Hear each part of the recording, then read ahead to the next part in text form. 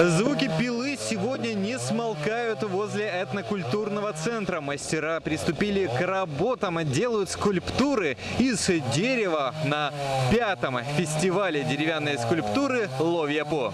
Работают под открытым небом. Участникам фестиваля ни дождь, ни ветер, ни помеха. Ведь во времени сильно ограничены. В завершении рабочей недели им нужно уже будет представить готовые фигуры.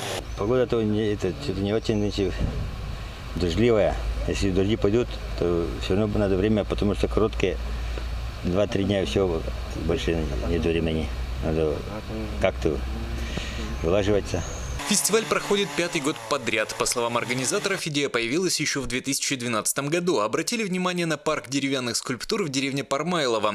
Мастер Егор Утробин на протяжении нескольких лет вырезает отрицательных персонажей героев коми-пермяцких сказок.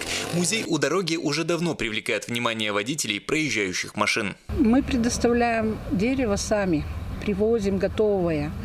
А Егор Федорович, он ходит в лес, приносит то, что ему понравилось, дерево, в котором он что-то увидел.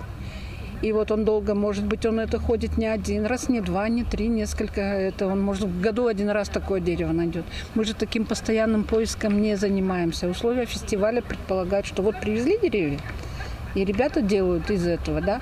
Нынче работают 6 команд, но почти все участники пока не раскрывают секрет, какие фигуры готовят. Известно одно, что экспозиция будет установлена внутри этнокультурного центра. В общем, трон с совами.